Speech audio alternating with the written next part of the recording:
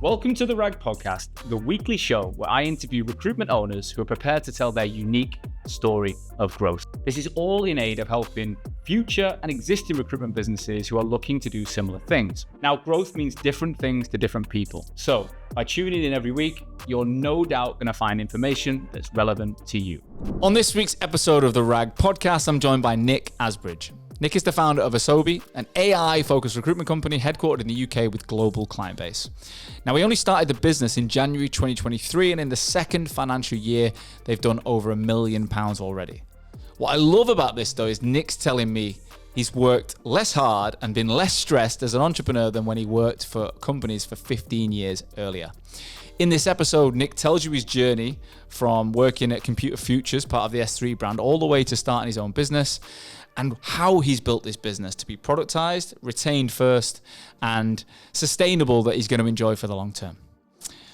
I hope you enjoy as much as I did recording this. So let's get into it. Without further ado, Nick, welcome to the RAG Podcast. Thank you for having me. Great to Pleasure. see you in person. In finally. person. Never met you in real life, but it does show the power of Zoom and things, because I feel like I know you pretty well. And you walk in today, I'm like, all right, Nick. It didn't feel like, oh, I've just met Nick for the first time. Well, I think, quite a few meetings on Teams. Then we did, obviously, the boot camp as well. Yeah. So, yeah. You've probably seen more of me than I've seen of you. Definitely. Me jumping around in my office doing the boot camp. So. I think, well, that, and obviously for about the 2 years before that, watching you on your videos on LinkedIn anyway. Oh, so, wow. Yeah, sort of felt like I knew you before we actually met. Yeah, we connected originally on the alcohol-free stuff, didn't we? So I think it was the first time we spoke was you commented on a post of mine about quitting alcohol, and you were like, yeah, I've done this or whatever. And that's how we started chatting. It was amazing. Both my wife and I gave it up on New Year's Eve, and I didn't carry on. I gave myself a target until April, and the wife carried on until we went on holiday. Did a few nights there, and then she still doesn't drink. Bless her. So, well done. But again, I don't think it's about necessarily everyone doing the same thing, but it's mad how something completely obscure has enabled us to work together. Started off a conversation like that. Well, Nick, we're going to get right into all of that. But before we get into any more, I've given a brief introduction of you. But for anyone who doesn't know you, tell us give us the bird's eye, helicopter view pitch of Asobbi and you now. Yeah, so I'm Nick Asbridge. I'm the founder and managing director of Asobbi. We are a boutique talent agency started in January 2023. We specialise very much within the sort of GPU AI platform market, and we recruit sales and technical professionals. Really, that's our core. But because we get sticky with our customers and we've productised our offering, we're placing HR people, CFOs, CEOs in those organisations as well across the globe. So that's the business. Me, family man, 5 kids, a second dog came yesterday. Romanian dog. I've seen it on Romanian dog, yeah. So Marvin. So he's a funny dog already. So that's me in a nutshell. So you have got I'd say I look at my life and I think busy. 3 kids, 2 dogs, clients all over the world, teammates all over the world. You're arguably running it even more than me. You've got even more kids. Do you know what? I've just got one incredible wife. Yeah, same. So and it's recorded now, so I've said it, and she's going to hear it, and she's going to have it on loop probably in the house. But I mean, she runs the show. Yeah. She keeps me in order, runs the house. We've got 5 kids that are brilliant, but all very different. So luckily she doesn't have to work. So she can keep that all going. So I can do this. But she is working. She is working. I'm looking after kids. You do that job for a couple of days. You run straight back to the office. Oh, yeah. 100%. But before that, she was a detective in the Met. Yeah. And juggling being a detective in the Met, now that's a super stressful job. With what we do in recruitment, that's really difficult too. And 5 kids, it was a lot. I think when I was younger, or maybe when I was in my early recruitment career, I used to think having someone who was equally as ambitious as me perhaps would be like the power couple type. I had this vision of me and this, probably someone doing something similar to me, and we have this you're both striving for growth all the time. My wife owns a salon. She's an entrepreneur in her own right, but she's definitely lets me be that person. And the balance at home of, I guess the story of me and my wife is obviously we met in 2010 and we had a really short relationship when I lived in Sheffield before I left. I went traveling and I came back and we got back together 10 years later. We started talking and we got back together. And it's almost like I was the guy then, she was at home and I pulled away. And like, even now I'm like, she's the grounding of our relationship and I'm the one who's like, let's travel, let's do this, let's try this. And I think that combination, without her, I felt like I was always a bit lost, if you know what I mean. I always felt like I was striving for something else and I needed that grounding. Whereas without me, I think she probably felt a little bit too stationary. So I just think it's a great combination when one person takes the lead on one thing and someone's happy to take the lead elsewhere. Oh, that's it. I mean, I think my wife is really supportive. So I'm the stress head. Right? so I am the one that's, stressed about you sales. You don't strike me as that when you meet you, though. No, yeah. I mean, just a really good actor, right? And were you in EastEnders? You were. I should have been, really. That was a miscall. My wife would have loved that because she loves EastEnders. But she calms me. She's like, it's not a deal until the guy starts or something like that. And I think... So she gets into like the recruitment chat. That. Yeah, so we'll we don't go really into huge detail because she's sick of it. Yeah. But she likes knowing where the business is going, what's going on and stuff like that. But if I'm really worked up, she'll just like, calm me down. Yep. And then, with the old imposter syndrome. So, this was coming in the making, setting up Asobbi, and she was the one that's like, you've got this, like, just go and do it. So could you imagine trying it without her backing? Probably would have done. I think you have to respect your partner, particularly when you've got children and stuff like that. So, and obviously I was coming away from a job that was pretty well paid, and been quite successful in for some time.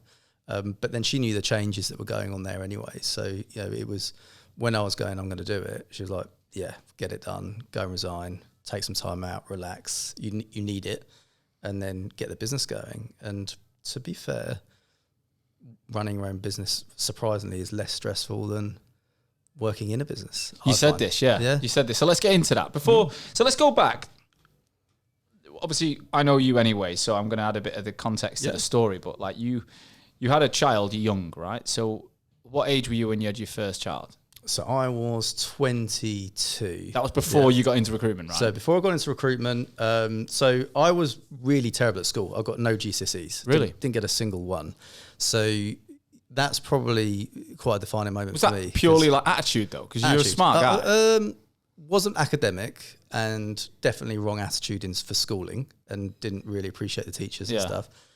And then my dad waltzed me down to the sixth form down the road and I had to get interviewed to get in. And so I managed to do really well in the interview and they wanted me to retake the core subjects, English and maths. And I said, no. Yeah. I said, I won't come. I said, that's, behind me. I'm not doing it. And I think you could do that back then rather than get away with that now. And anyway, I got, the equivalent of 3 A's, at sixth form and went to university. That's pretty good. So did well, but that came from graft. Yeah. So I found an engine then and a motivation because other people were far more academic. So I realised that I could actually, if I worked harder than anybody else in the room, then I could probably do okay. And that came at 16. So, and I think that sort of works. That was earlier than mine. Yeah.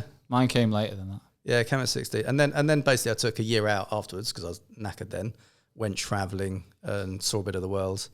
And at 22 ended up with a kid. Yeah. So, which I found out about 3 hours after he was born. Yeah, you told me this before. I can't actually get my head around that. So you're living your life, you're traveling. You said you're living in Hungary or something. So I was spending time in Hungary. So I had a Hungarian girlfriend. I was traveling around Europe. I was coming back to the UK, all the time. So I was just a bit of a everywhere. Yeah.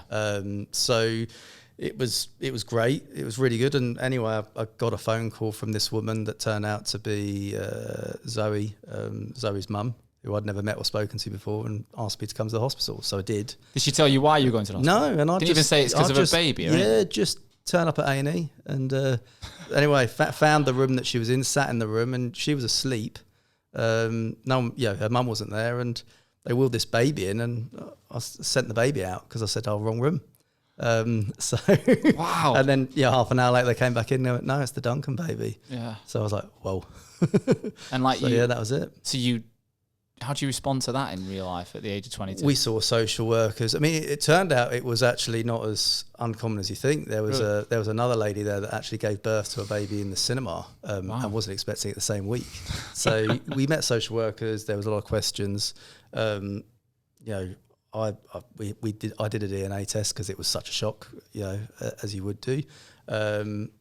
Whilst we were waiting for those results, I got on a plane again and went travelling. And this Hungarian girlfriend broke up with her. Went to Croatia, hung out with some mates there for a bit, and then got a phone call from my mum. I remember my feet were in the sea, and she said, "Oh yeah, he's yours." And I was like, "Right, 3 days, I'll be home." And I was a dad. Yeah, and been there ever since. And then I bet you fell in love with the little man. Oh, instantly. You know, and then we got together, and so Zoe and I had a good couple of years together and stuff. Then you know, was going to university, doing that too. And then you've got to grow up. If you have a child at 22, you grow up really quick. You do grow up. Combination of growing up and being really safe, I think. Like I remember, like I was driving at 30 mile an hour in the car. Like I wasn't a boy racer. I had a baby. I had a car seat in the back, so it completely changes what you were from the day before when something like that sort of happens. In a way, it's a good thing you got all that travelling done early, because at least you got a bit of that out of the way. Some people miss it. I still have the itch for that. I bet. But some people never get, they have kids early and that's it. They never get to live their own dreams and do things for them. 100%. And I think, you know, you've got to be selfish. And I've done a bit of travelling again recently, you know, since I left and sort of between leaving Henderson Scott and setting up Asobbi, which was great because that was just about me time then as well. So it's really important to be you, not just a parent. Yeah, 100%. So. How did you get into recruitment then? So you got the little man.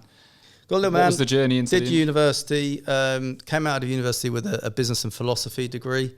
Went into construction.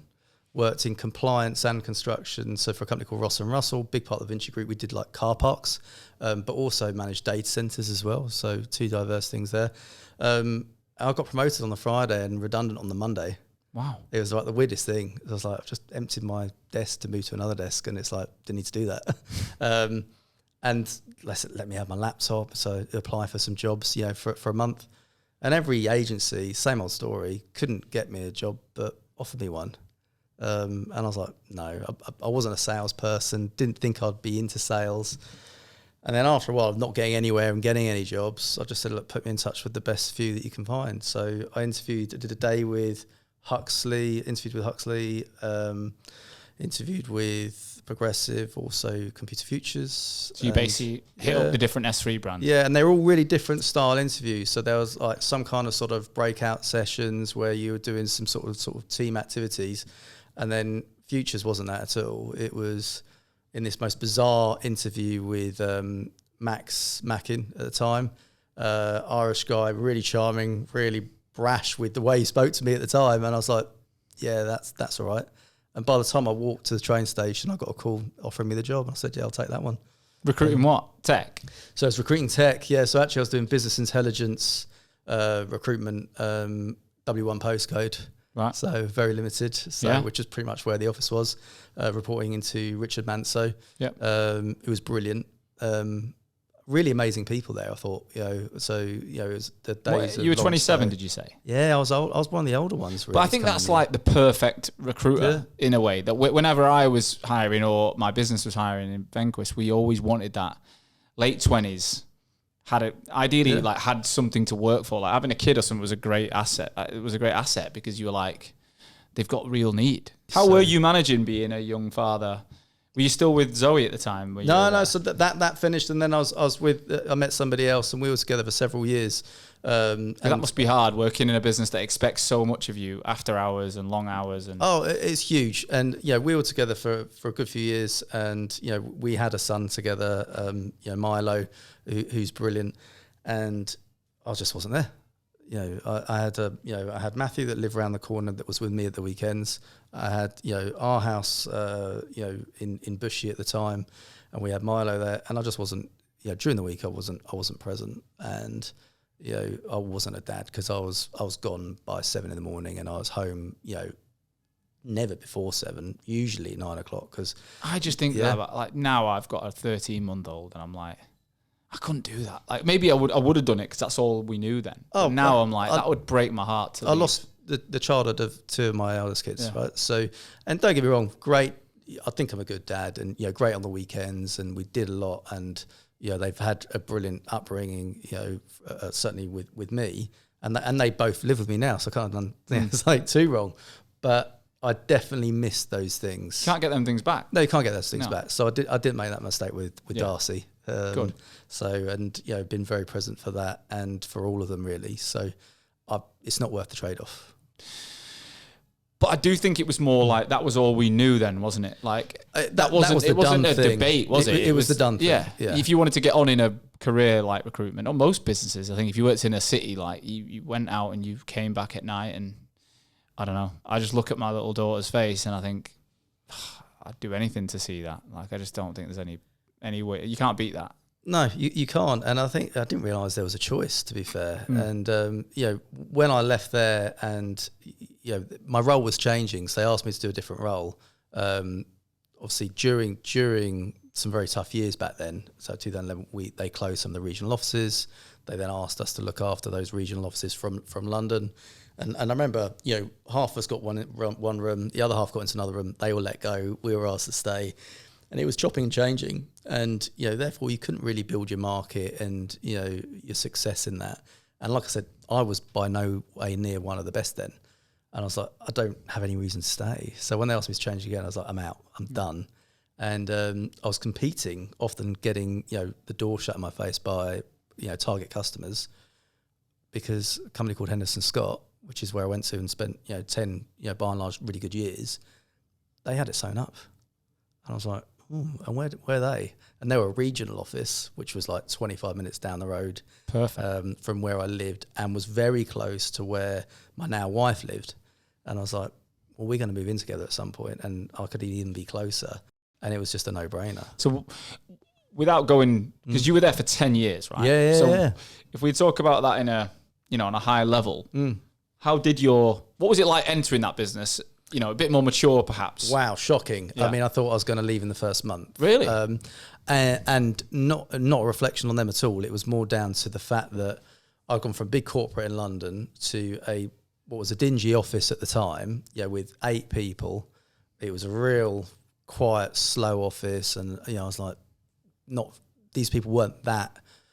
I don't want to say inspiring. That's probably the wrong word, but I was like, this is culturally so far apart. How did they have the market sewn up then? If they were they were good. They were definitely good, but it just wasn't the London slick way of doing things. So when you looked at it at first glance, it was like, oh, this is not anything. Then when you sort of looked deeper under it, you were like, actually, these are talented recruiters performing well, earning good money. And then I realised I could take them. So not the contractors. The contract recruiters were doing serious stuff. And I ended up being, I think, the top 2 biller in that first year. I started in the March, and then I was the top for a number of years after that, really, and just progressed into management, and then became what was the sort of regional director. When I left, those regional directors became MDs, so I was the equivalent of an MD or RD. Did you see yourself setting up your own business early on in your career? I knew it was going to happen. It was always going to happen. It's difficult because I think you earn good living. It's the same old thing. You have commitments and responsibilities at home, and then on top of that, you get part of an earn out because one of the few agencies that did sell successfully, and there was an earn out there for me. Nothing life changing, but significant. Yeah. And that. How long did that lock you in for? 3 years. Right. So it was 3 years of and there was sweeteners on top of that as well. So so there's always a carrot being dangled. So that became quite difficult to sort of walk away from. Was it hard to work it through an earnout? Because even I did an earnout through COVID. Yeah. I mean, that was horrendous. Yeah. And obviously the numbers were being hit. At the beginning of COVID, it ended up being an amazing time for the industry, but it wasn't for that company. Really? We struggled. We made redundancies, we furloughed. We were part of a larger organisation as well, so those additional pressures. We found deals, but it felt like you were looking behind the sofa to try and find them. It was a real slog, and it was exhausting. And and then, 2021 came and I was like, I'm out.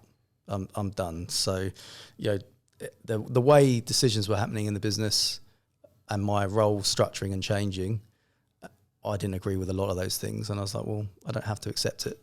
So I didn't really. And, put in my cards, did a 3 months, sort of sat home doing some handover stuff. What was that like?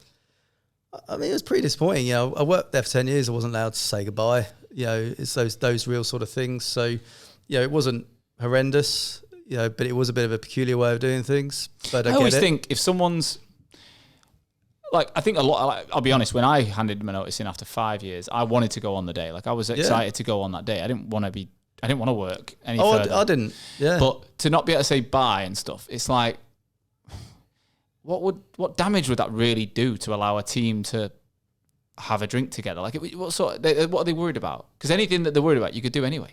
Well, this is it. I mean, I made the decision to leave. I wasn't interested in any customers. I wanted to move away from that vertical and that market anyway. So I wasn't interested in clients. I wasn't interested in candidates. I knew I couldn't set up a business for quite a period of time.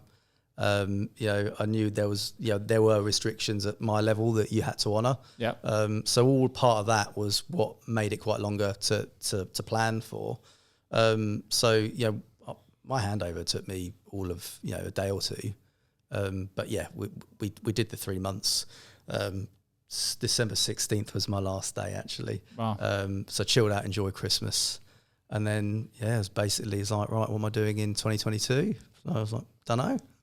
And I didn't. I just chilled out. Was it 2023 or 2022 when you started? 2022, I basically had as a sabbatical. A whole year out? So, yeah, pretty much, wow. yeah. So I got bored real quick.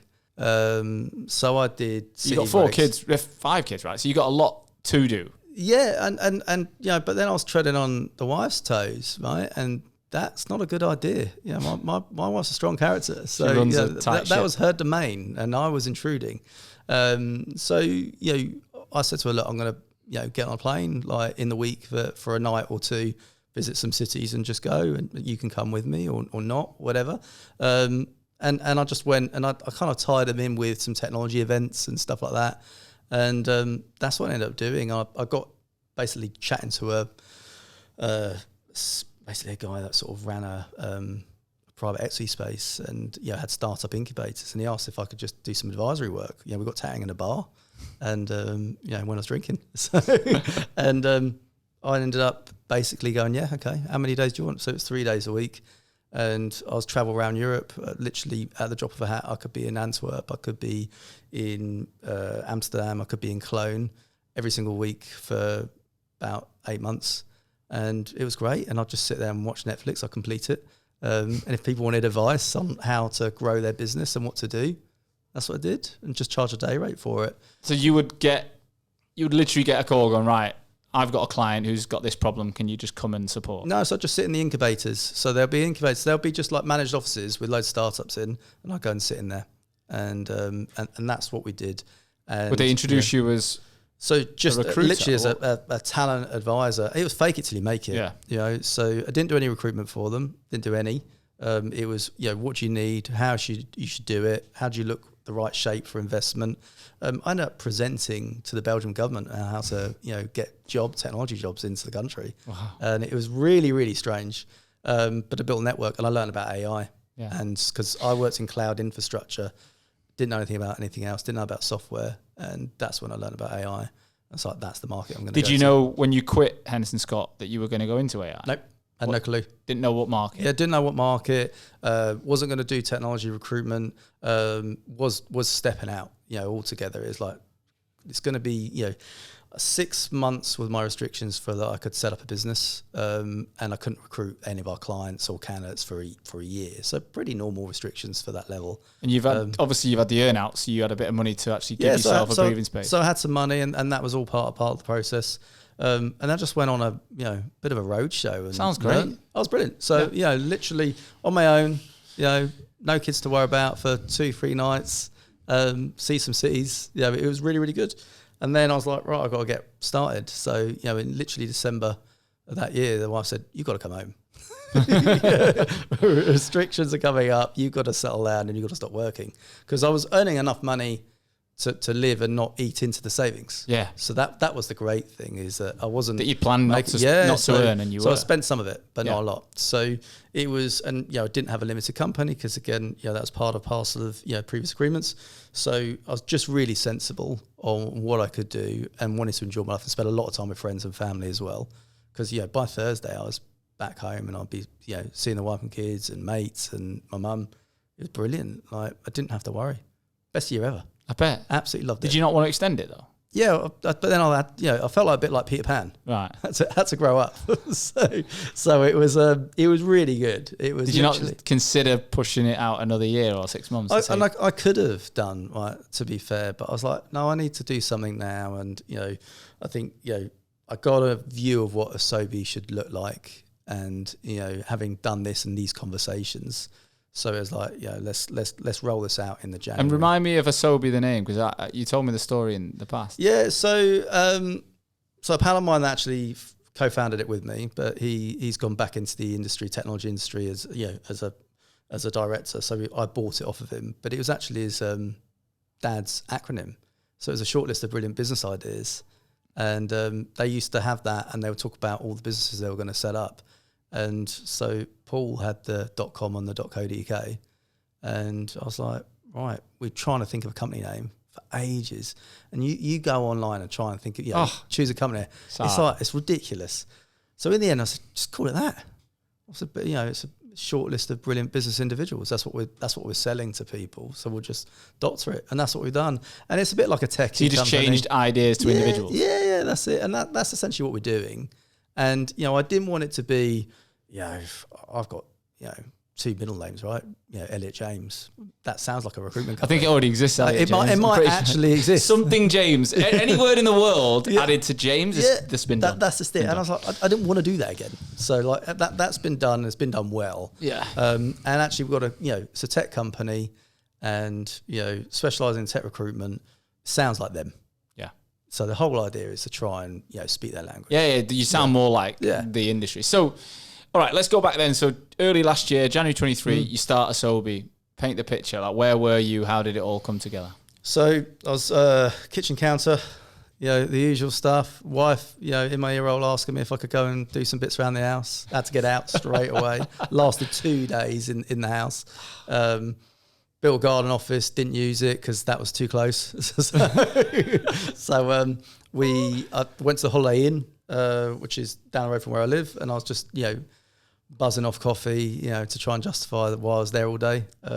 Started just me and myself and I. Did you have any nerves? Because if you think about a lot of the demographic listening who have not yet started their business, I think there's that anxiousness of what's it really going to be like when I don't have that agency, and I don't have the people, I don't have the brand, and I don't have the support, and it's just me, myself, and I with a phone and a laptop. No, I had a year to decompress. So that properly was the day I left Henderson Scott, which was such a huge part of my life, and for by and large, brilliant part of my life, right? And to the day I left, it was like, whoa. I just sort of sunk into the chair. And even though I've been sat at home for the last 3 months anyway. You needed that though. Having that gone. So I then had a year of, talking about technology and, talking about recruitment and people. But you learned a lot from all these startups. Learned loads. Learned more than I'd done in the previous 5 years, really. So when I came to sort of start Asobbi and, announce myself as, working at Asobbi and this, that and the other, I had 350 likes. Going back to your game, right? Yeah. So I was rang all of them. I then obviously knew all this AI stuff, so spoke to all the AI companies that I. Did you have a look at some potential clients you'd already lined up the year before? So literally had people that I could have, and because actually at the back end of last year, I was talking to that year, I had no restriction. I could have gone and worked with any of those, but I didn't want to because I was doing my thing. So it was ringing them and going, right, I can, I'm ready to work. Let's talk about what you need. And I was loaded. So, I mean, I did 450 grand in the first 4 months, which is the most performance I've ever done in my entire career. How many deals is that? So it was a lot. It was a lot. And it was a real, I was like, well, I'm onto a winner here. So I hired hired Zach. He was the number one employee. Did you not think about just holding on to that for a year and getting $1 million in the bank? No, it wasn't part of the plan. Wasn't ever to be of interest. I'm interrupting today's episode to talk about our sponsor, Atlas, the only AI-first recruitment platform on the market. Now, imagine you had a genuine assistant following you around, listening to everything you said on the phone or in meetings, and then doing all the admin for you that you don't want to do. Well, that is actually possible now through Atlas CRM. It's the only platform with fully integrated AI, so there's no note-taking whatsoever and no need to buy any additional software. Now, they've got so many amazing features. Specifically, Atlas gives you a specific competitive advantage in the way that your competition are going to forget 90% of the information that they get from candidates. With Atlas, you've got perfect recall of everything you've said, heard, read, or wrote. Imagine you can recall your entire company's knowledge with a sentence using AI. Information silos are gone forever, right? Atlas makes everything your company knows accessible to everyone in the team. You're going to make more placements by making the knowledge of all of your candidates infinitely searchable to the team. You can find that needle in a haystack and win that tough project by asking Atlas anything. If a salary is mentioned, if it's already stored on the platform, there's no need to write a thing down, okay? Wondering if a candidate's right for a project. The AI co-pilot in this platform has all the knowledge of your company and is one question away. Okay, so Atlas is brand new to the market and launching so rapidly. For the first 200 members, they are offering what's called a founder's license, okay? And the founder's license is going to be a 40% discount for life, okay? And it's only for the first 200. Now, if you want to be in the first 200, you're listening to this episode through The Rag, you're going to have a great chance. Go to www.recruitwithatlas.com/The Rag and sign up on that page. All right, let's get back to the show. Just go back then, take one step back. What was it that you knew you were going to build? Like, what was the vision on day one that you I still don't know what I'm building. Right. Yeah, I think that's the bit that's why I'm quite chilled. I want it to be the best it can be. Like that's always been the sort of values. And, I hired Zach and Dan from Anthony Peter. I'd known Dan for years. We lived in the same village. Zach worked with him. I'd been sort of collabing with them. They were experienced recruiters then, yeah. I've been working with them last year because I gave them some leads and opportunities they were finance and PE recruiters. So I introduced them to a few people that I'd met and they were doing work there. And so I brought them over afterwards. So that was great. And told them, look, we're going to go after AI now, which is so AI, and so they had to learn AI because they didn't know anything about AI. Didn't know anything about it at all. So brought them in, didn't know anything about it. Hired Robin, who lived in Hemel, it's like close to where I live, right? So got her in, and just built the team up. So we're 5 people in the first year. And, Dan knew about recruitment and, had his strengths and also had his weaknesses that I could sort of work with and really focus on those strengths and make him invincible, which I think is probably fair to say he's getting pretty close to being. Wow. And we just put the money into the business. That was it. So I didn't really make any money and, not saying I made any money now. But did you pay yourself that year?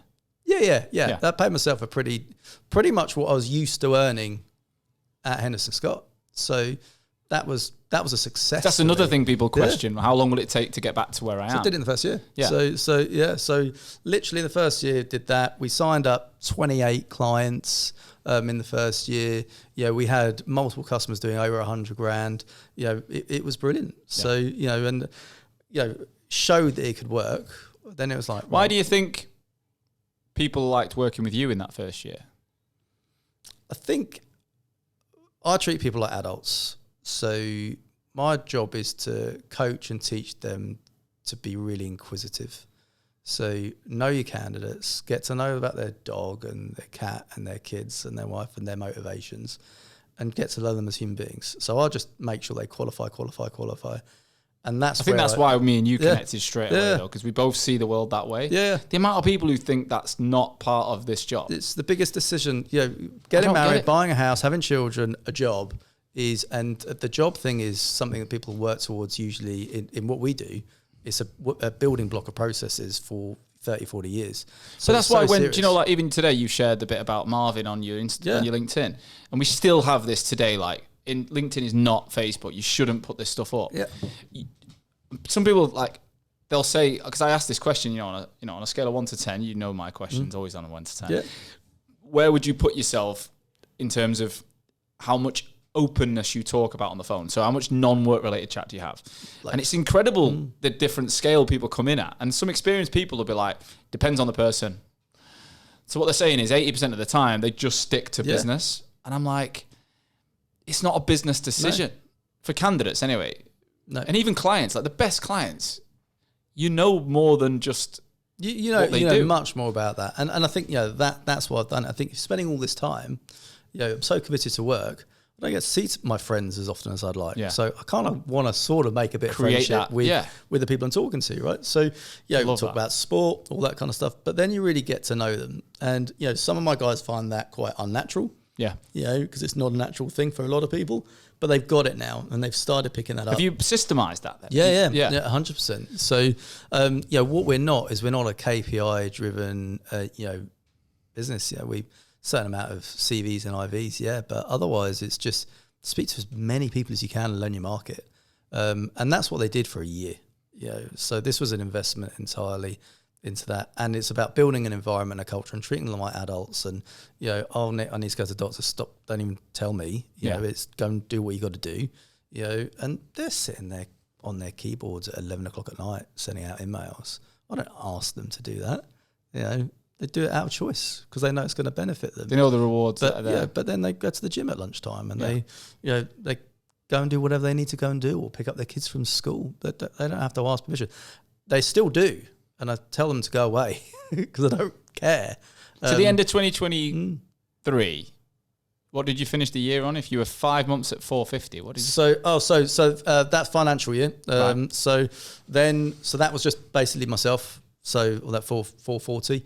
Then the financial year, which would have been 2022 to 2023, was 580. So I stopped doing a lot of the recruitment and got these guys doing it. So there was four of them a time. And now this financial year, so from April now, we're over 1 million. Wow. And there's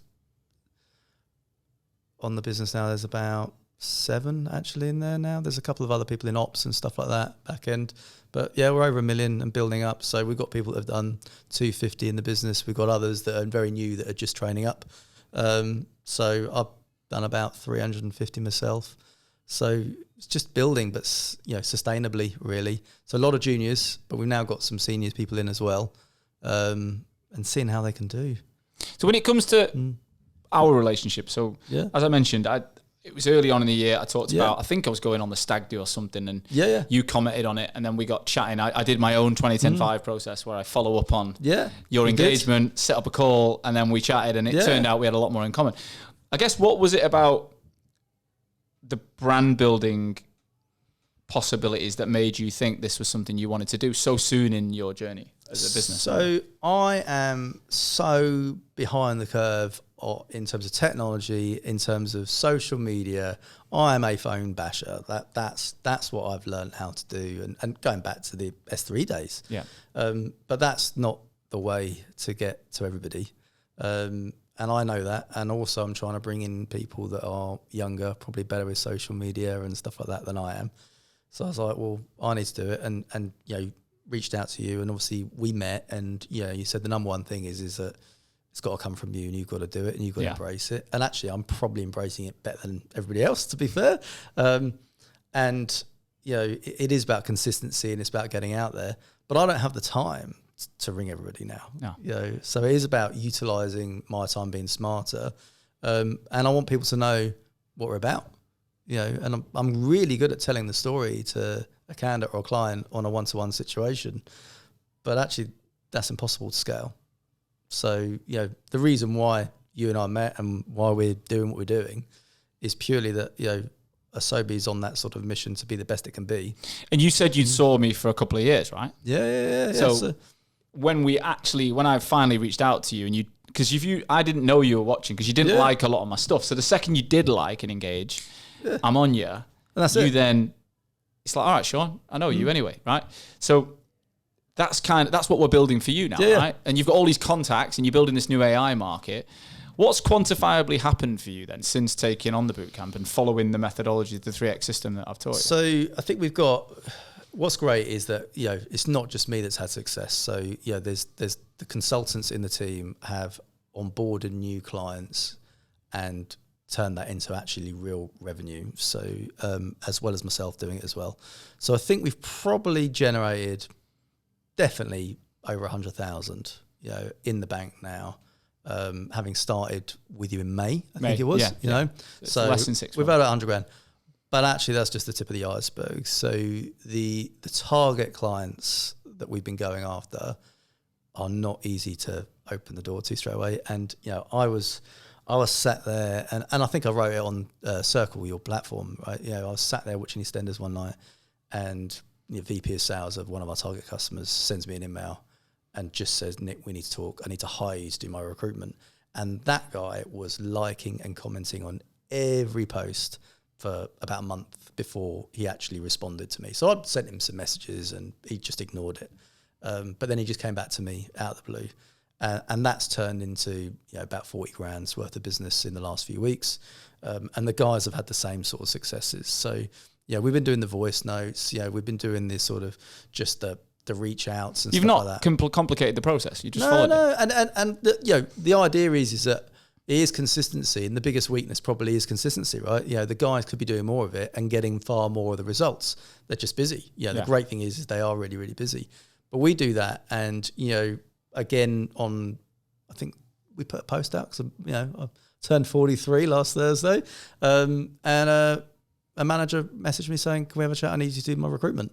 And we met on Monday and we agreed that we weren't going to work together because it was the wrong type of business, that their approach to recruitment isn't something that we do.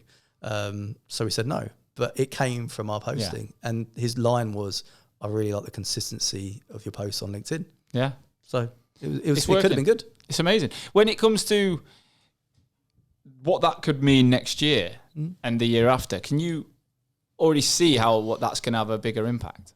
Oh, absolutely. I mean, look, we've got Katie and James now on the boot camp, so we've got the second sort of cohort going through it now. Obviously joined the boardroom with you, so learning more all the time. We've got the podcast out, the Humans and AI podcast, which is great and filling up my time and stressing me out because I need to be doing sales. But the value that comes with those conversations and the strength of those relationships from those conversations is amazing. So where it goes next year, I mean, we're looking at building the Humans and AI community. That's not going to happen without your help and intervention, because I think I had these ideas, particularly more about the community side of things than the podcast. That was out of my comfort zone, still is. But I've been talking about that for about 5 months, 6 months, and made no progress because it was all on the hamster wheel of getting customers and deals and coaching. So, working with obviously Bav, who's brilliant, by the way, we've managed to make those things a reality. So next year and the growth, aiming to be 15 heads next year, wanting all those guys, bringing in opportunities, creating a personal brand, that shares the same values and ethos as Asobbi. Do you know what? Listening to you talk I'm smiling on purpose. It's genuinely amazing because this is why I've done what I've done, right? It's because I want to see more businesses come from where you've come from, and build what you're building. Because I can relate to everything you've come from. I didn't work necessarily in as strict a business as S3, but I definitely had those feelings like, I'm lacking that autonomy. I'm not sure I'm happy with my day. I don't feel like I'm aligned to what I'm doing. I worked in a maturer business where I did well, but now I'm seeing these businesses like yours pop up within 2-3 years, making 7 figures in revenue, but doing it in a way that feels sustainable. And that's it. I mean, we'll be mostly juniors, early in career recruiters, may have a little bit of experience or none. And we'll be coaching them our sort of way, smattering of some seniors to help rather than me coaching. But that's the methodology that we're going to do. And it's going to come from building a brand. What would you say? You make it sound so simple, right? But what it is? What I agree. But when you look at your market and you chose AI, what were the, I guess, characteristics or ingredients that needed to be evident for you to say that's where I'm going? An absolute ton of money being put into it, because I worked in a market where the money was getting eked out, and therefore, not only were my target clients struggling, it was them meaning they didn't have enough money to spend on my services, right? So it was finding where they're really investing.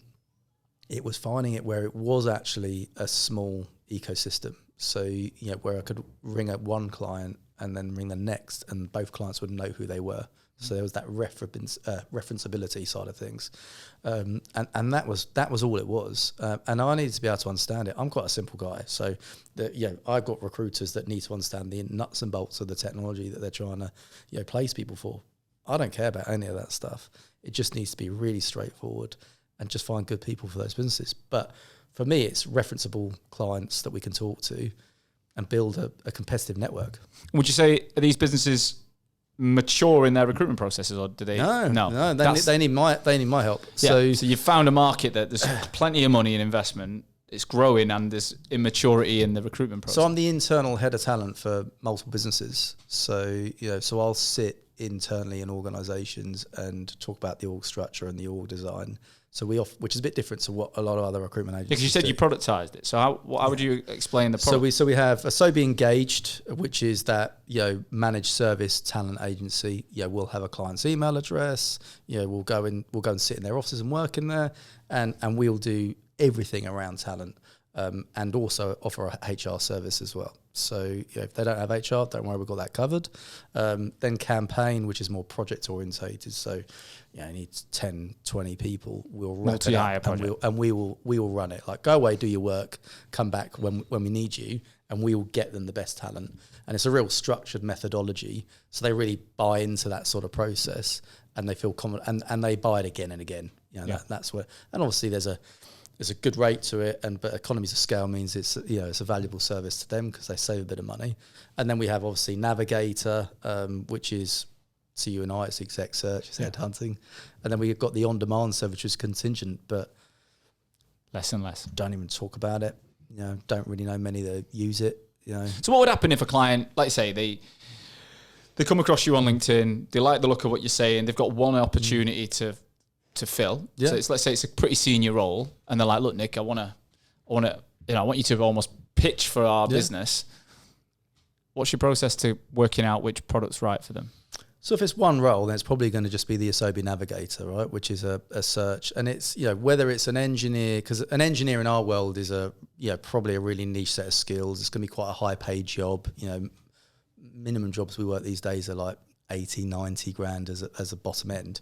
So it's just really going through what is it, why is it important to you, how's it going to add value to your business, what have you done so far about trying to find it, and then we'll just sell the Navigator product, and they'll tend to want to buy it. And at the worst case, we might just end up with an exclusive opportunity, and then they kick themselves because they could have made a bit of a saving by committing to us the next 5 hires or something. So we'll batch like 5 hires, and they might not even plan on hiring the other 4 for another couple of months. And it's just that commitment to us to stay close. And that's the way it works. So you're basically saying, look, instead of just paying for 1, we'll do you a deal if you commit to 5. And then at least you're buying. You're going to be doing it anyway. Yeah. The idea is that we're going to learn your culture, we're going to learn your values, we're going to learn everything about your business. So we are part of your business, and we can sell your business as if we already work there. Because that's the bit when you when you do go down the contingent route, you're putting the brand into the hands of multiple agencies with different people and different messages, and everyone says it differently, and they're ringing the same people, and it's an old school method to think that more people reaches more people. It doesn't necessarily work that way. It doesn't. And I think, I met the company yesterday, right? And they just wanted it out with, loads of other suppliers. So I was like, good luck. I actually introduced them to 2 others, right? Guys I quite like. But it's just not the way we work. And I'm not going to How do people react typically when you show that you're not that fussed and you're like, well, this is how I want to work, and that's it? Yeah, I mean, look, it was a really respectful conversation. I said, look, it simply isn't the way we operate. I respect what you're doing, and you follow your path. I'll introduce you to some recruiters that I think are quite good. If it doesn't work, give me a call. And and the guy actually did say, he goes, I hope I don't speak to you, but I hope I do. And I'll reach out to him. What would be the reasons they wouldn't go with your solution, do you think? Probably their lack of understanding of recruitment and their poor recruitment experiences previously, to be honest. They just feel like going into bed with one partner is too risky. Yeah, there's so many, we've had promises before and stuff like that. And I said, well, they probably made a promise without really understanding what you needed. So, let's really understand what you want. and then, is there something that people would ask for and be willing to pay on a navigator situation that you'll turn away because there's something missing in the process or the role or whatever? Have you got So they have to follow our process. So, and we have to book in the cadence calls. We have to book in all the different meetings, and we have to follow in, and we have to agree what the interview process is. And if I don't think their interview process works, I'll tell them, because people, the stages that we're seeing with interview process now when we meet companies is because they are too nervous to make the hire, and they're wanting to be able to blame that bad hire 6 months down the line on everybody because everyone saw that person. Yeah. And, you need to sharing the responsibility. Lead. And, funny enough, actually, I did a podcast the other day. A guy called John Balzer came on it. He's CEO for one of our clients. It's going to be released on Thursday, actually. Amazing. Yeah, the big thing he said about being a leader is take action and lead. And with that comes mistakes. And that comes, just own it.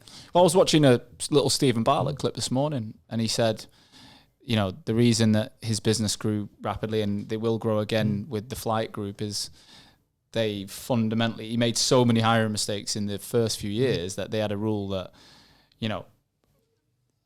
if you're 51% sure on someone, that's enough to get them in the door. But fundamentally, you should be very quick to assess and make a call that it's not working, and not hold on to people based on a romanticized view that they're going to come good. It's like, have an honest chat that this is not working out, and move people on quicker. So make quick decisions, but on both sides. Often we make quick decisions to get someone in, and we're really slow to let someone go. And that's we it. Just fucking kick the can down the road for as long as we can. And that's a really hard thing. Nobody likes firing. Horrible. Anybody. I don't like it. It's like my worst part of the job, right? It is just terrible. But usually when you do it, it's like you're doing them a favour. It's not good for you. It's not good for them. And the relief that conversation's being aired, people tend to feel better about it. And if you do it nicely, then it's not the worst thing in the world in the end. But the reality being, you shouldn't be using that to prevent you from hiring people, and therefore, getting every leader in the business. And that's what we try to work to. We try to actually give confidence in our clients about a decent interview process that will vet and screen really good candidates. And, as we get to know them, which is pretty quick, that cultural bit, is pretty fine. I mean, I had a meeting with a customer yesterday. We were going through the CVs. I said, look, these are great CVs. What are your favourite? And I said, well, but you'll hire that one. And because I know the guy. Yeah. And they'll definitely like him. And I'll tell you next week whether I was right or wrong. But the difference isn't if you're right or wrong on this one. It's over a career. You'll get most of them right. Yeah. And that's the sign. What, with the model that you're going down, very productized, is it going to end up being a very 180 model where you've got people, you're going to productize the team? So you've got people doing new business and people doing account management and people resourcing. Are you going to slice and dice it, or are you going to... There's a role so we have 180s in the business now. They're delivery consultants, and their role and remuneration obviously reflects that, and the pressures of their activities reflect that too. So there's no pressure for them to do anything. But now we've changed it. So they're becoming BD people. One's actually turning into a 360 in January because he's working on his brand, and his brand is now creating business opportunities, right? So, he's secured 3 new customers this year, and he's going to personally have built significant amount of money. If you think of it this way, a really, really good candidate manager, like a proper recruiter with a brand that can communicate what they're learning from the candidate market that's the perfect BD person, really. Because they're not coming at it from like they're just trying to sell something. They've already got the product. They fully understand the product. And, if you can demonstrate that's the bit that's missing anyway. And that's it. I mean, I think, look, we've got a new guy just started with us, Charlie, this week. And, I've asked him to go away and research the market. And I've said, look, you've been hired. He was actually a 360 in his previous job. I said, you're coming in as delivery, or you're not coming in. I just want you to learn the market, learn it, become an expert. And then I want you to tell me how you're going to tell the world you're an expert. Yeah. And so that's our meeting on Monday is, what does being an expert mean to you? And how are you going to do it? And then how are you going to tell everyone you are? And That's so straightforward. That's straightforward. And, we'll see how it goes. So it's not about how many spins you do or, how many clients you convert, because you don't need loads of clients. Not in this world. You just need ones that don't want to use anybody else. Yeah. You need to lock up a few. You just to lock up and with the right growth get trajectory. people liking you and stuff like that. And, this branding and the individual brand awareness and stuff like that, that's where it is. And, we had a chat. The guys, we're in the pub on my birthday, and we were chatting away, and I don't know how we got on the subject, but it was about growth and development. And I just said, the moment you stop developing and growing, you need to leave. It's like, if I've not done enough for you, you need to go. And they're all saying we're never going anywhere, which is lovely to hear it. But they need to constantly be stretched and challenged, and do the job that works for them, that makes them happy. But I think they're all going to be business developers, just the new way of being a business developer. In their own way. Yeah. In a unique, in a modern way with a process, but at the same time being themselves. Yeah. So because you put in people in a stand-up desk saying make as many calls as you can before 1 o'clock, you're going to kill 90% of people that are going to do that job. They're going to start as 180 delivery guys, become an expert, and they will naturally evolve into 360 with their own desk of clients. As long as you can help them convert that sales, and you've productized the sales process. So product sales process, I'm on every client meeting. Yeah. Every single new client meeting for sure. Once we then got... How many meetings are you doing face-to-face versus virtual? Most of them are virtual, sorry. Right. Most of, so are you using global. Fathom? Have we no, using so Fathom not. yet? So actually met Atlas the other day as well. Yeah. So Atlas is really cool. Yes. Fathom, Atlas will have a Fathom, and there's MetaView and there's different products. I use Fathom for my virtual calls to note taking, but only recently have we started using the Ask Fathom tab. Oh yeah, it's phenomenal, right? So I'll jump on a call with you, run through my sales pitch for an hour. Soon as it's done, within 10 seconds, the notes are unbelievably clear. But then I go ask Fathom, and I can go, what did Nick say about that? It'll tell me everything. But then I go, looking at the call I had with Nick, tell me what mistakes I made and how I can avoid them in the future. Oh my God. Really? It's like having the best coach you could ever have in your pocket within minutes at all times. So like my team before would be like, Sean, can you listen back to this call? And Amo, would you listen back to that call? And now we're like, go and ask Fathom straight away. And you can even say, act like, the world's greatest recruiter, or, pick a salesperson, Tony Robbins, whatever. You can say, in the style of this person, give me feedback, which is nuts. That's amazing. But obviously you're in the AI world. For me, I'm genuinely guilty of jumping on a call with someone. I'm great at the rapport building stuff. And look, I'm a good salesperson. I've built multi-7-figure businesses. I know I can sell, but that doesn't mean I can't get better.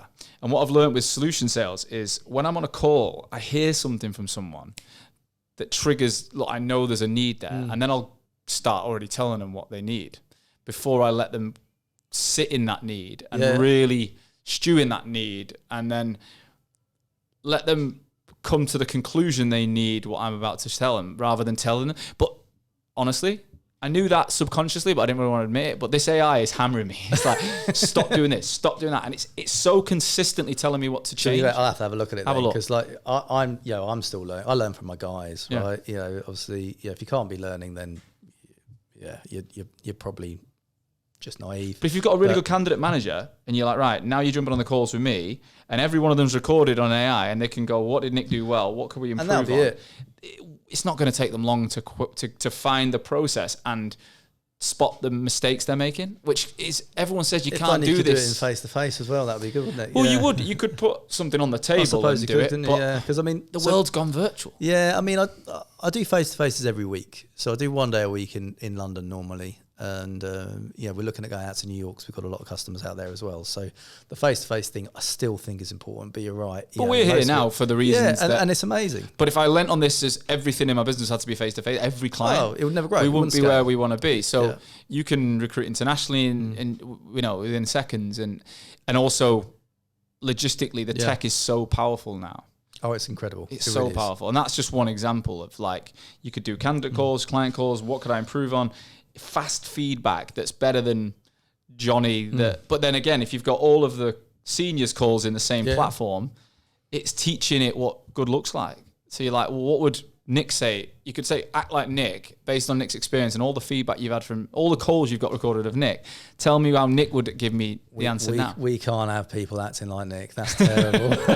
I'll be done. Yeah. But it's the training and development side. I think we're quite strong in, and developing and coaching those guys. And where I do want to get to as a business is where maybe I'm less involved in a lot of those things, because it'll be limited then, because you can only be in certain place at once, and this phone's vibrated non-stop through this meeting, and it probably is the guys in the office as well.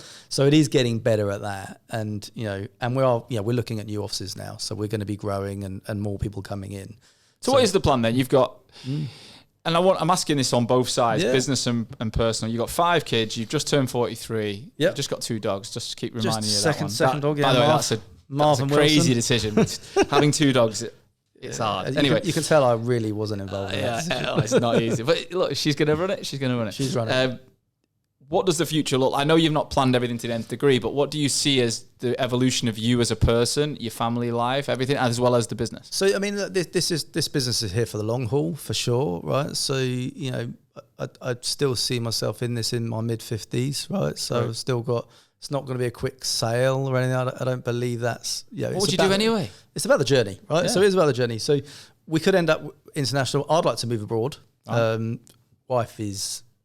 I'm working on that, right? Where, so US or Europe? US, from a business point of view, it makes absolute sense, right? So, Dubai, I know you like Dubai. Yeah.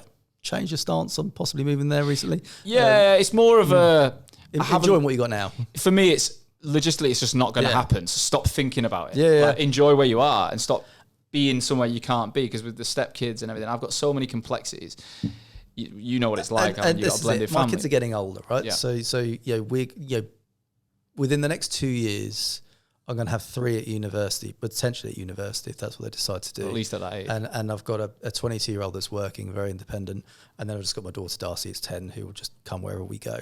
If we can do that, but it makes sense for the business for me to go somewhere, so that definitely works. I think it is to build a team of real motivated, inspired individuals that want to be part of this.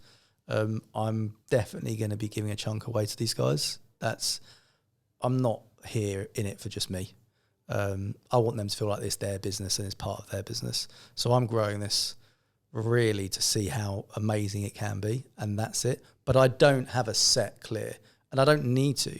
It just needs to deliver to customers. Yeah, the customers have got to love it, and if the customers love it, then we'll be fine. The rest will take shape. Yeah, it really is, and that's it. So I need great people with the good values. We've had people in the business that haven't had the right attitude towards the business, and that ultimately hasn't worked out. In some cases, people have left themselves. Other people, I've had to push them. And they're not bad people. They're just not right for the business, and we weren't right for them. So I'm really selective now on who comes in. So that's really important to me. So the DNA and the culture and the values of the company is the bit that I'm going to place above everything else, and we'll definitely get everything else working. And it sounds to me like you want to enjoy it. Like you just want to enjoy the journey. Right? Yeah, it's fun. I go to work in the office 5 days a week. When the guys aren't there, I go for a walk around Burkamp. It's a beautiful town. Should go if you've not been. I've been once. And I just really enjoy it. I enjoy being in the office. I enjoy looking at the board. I enjoy running it. When I'm at home, I don't touch it. So that's the one other thing I don't do. I don't work at home. So at 6 o'clock, I've got my office in the garden, haven't I? And I'm pretty I don't bring my laptop back in unless I need it for personal buying stuff for my wife's always got something to buy in the house. Not a dig, just the reality. But I genuinely try not to bring my laptop in. And even though I'm in the garden, there's a bit of a line in the sand. Equally, I don't go sit in my office to do anything other than work. I'm not using it as a man cave. So we've got that office garden room that's basically, the kids have taken over, right? That's their space. And, that's fine. I rarely go in it now. The working at home doesn't really exist, right? Like I say, I've got a laptop, so if I've got to jump on for something else, then so be it. But I don't want to work on the weekends. I don't want to think about it. Just want to. Doesn't make you less of an entrepreneur. No. I mean, if anything, like I said, I worked harder and I was more stressed working for somebody else than now. And this is just about. This doesn't have to be a monster. And that's a 7-figure business in the second year. But that is a monster in reality to life. Yeah. Not many people will ever see that in their life. Yeah, and I think, and it will get bigger and it will be worth more than that, and it will grow and other people are going to benefit from it. And that's what's really important. And, we're not a family, we are a team and we're a business.